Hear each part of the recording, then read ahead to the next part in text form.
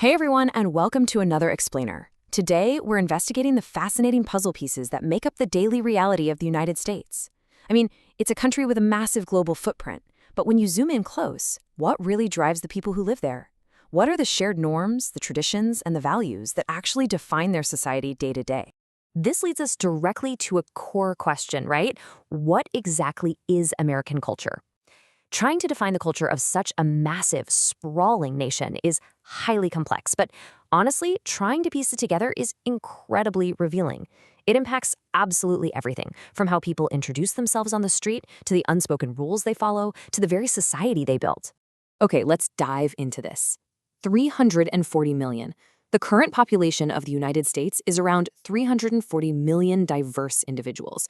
To even begin to understand a group this massive, we really have to look at the culture as a giant, ever-shifting mosaic, drawing heavily on what our source material identifies as the foundational tenets of their society.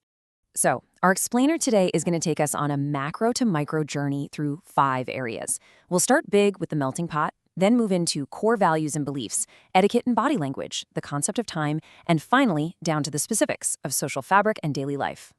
Section 1. The melting pot. The term you probably hear most often is that America is a melting pot. And that's because this nation was built on immigration from highly diverse ethnic, racial, and religious backgrounds coming together from literally all corners of the globe. You have Native Americans who trace their ancestry on the continent back centuries, and the population is also made up of descendants of enslaved people, refugees, and folks who arrived fleeing religious persecution. All these incredibly distinct backgrounds merged to form the literal melting pot of modern American society.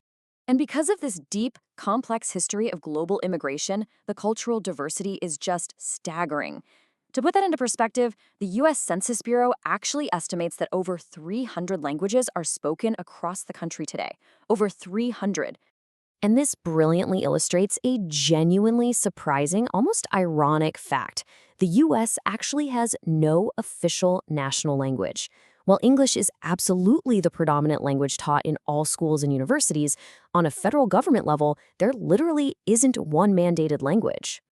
Section 2. Core Values and Beliefs.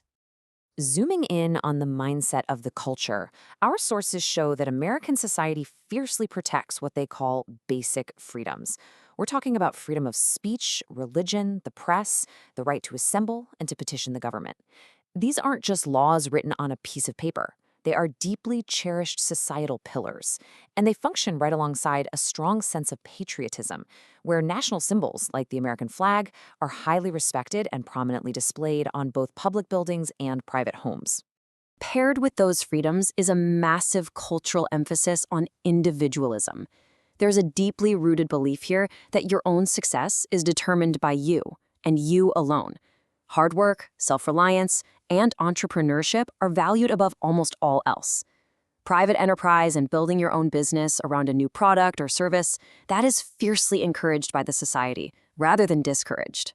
So, the crucial point is that this individualism feeds directly into a famous cultural motivator you've probably heard of, the American dream.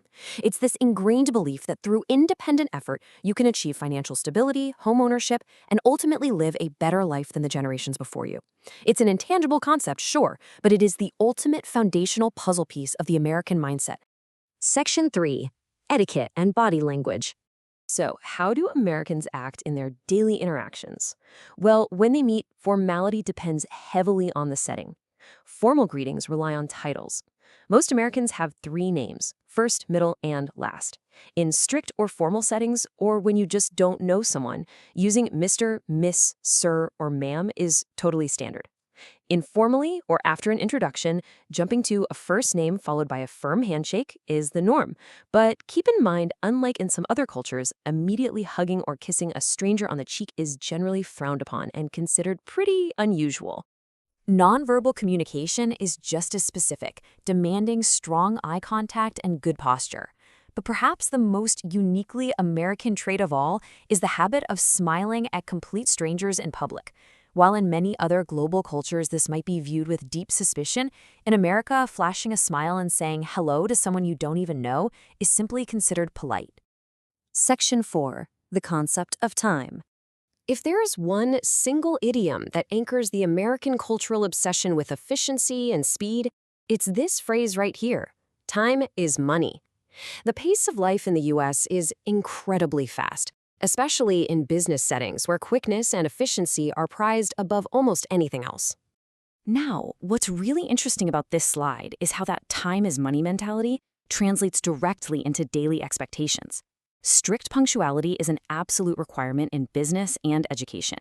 Classes and meetings start exactly on the dot, and being late without a stellar excuse is seen as highly disrespectful of the group's time. Section 5. Social Fabric and Daily Life. Let's ground these concepts in everyday life, starting with the education pipeline. Children typically enter kindergarten at age 5.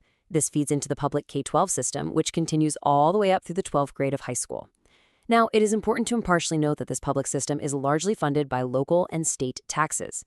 This means the quality of a public school often depends heavily on the socioeconomic status and tax revenue of that specific neighborhood. After high school, students might move on to public colleges and universities. But unlike in some countries, these are not free and can be quite expensive, though scholarships and financial aid do exist. At home, the social fabric is primarily built around the nuclear family. Americans typically live only with their immediate family members. Extended family members, like grandparents, aunts, or uncles, are usually excluded from the immediate living space and maintain their own separate households.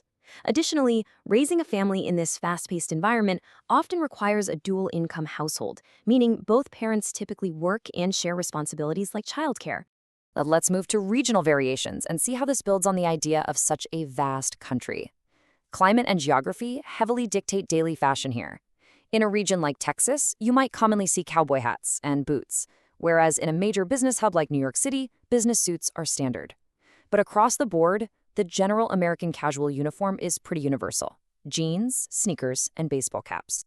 Finally, uniting this massive, spread-out population are shared cultural milestones. These celebrated national holidays bring the entire country together throughout the year.